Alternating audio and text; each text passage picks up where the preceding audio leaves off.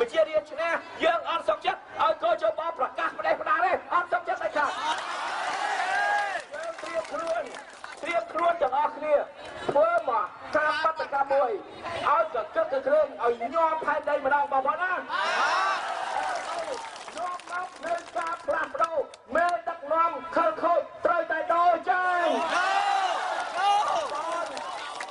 បងប្អូននៅកំពង់ស្ពឺក៏ពិសេសបោះសាច់បងប្អូនស្រុកនានានៃចិត្តជានេះបងប្អូនព្រមចូលរួមក្នុងមហាបដកម្មមួយទេចាំខ្លួនបងប្អូនពេលណាគឹមសុខាសពរាស៊ីអញ្ជើញបងប្អូនថាដល់ពេលហើយងើបឈរបងប្អូនត្រូវតែបដូរឲ្យបងប្អូនត្រូវតែបដូរមេដឹកនាំដាច់ខាតឆ្នាំនេះបើយើងទុកទៅ4-5ឆ្នាំទៀតជាតិយើងរលាយហើយកុំឲ្យជាតិយើងរលាយត្រូវបដូរឲ្យទាល់តែបានឆ្នាំនេះអរគុណបងប្អូនច្រើនដោយសារអាដាមគឹមសុខាខ្ញុំត្រូវធ្វើដំណើរមើលទៅ5ខ្នាទៅខេត្តតាកែវ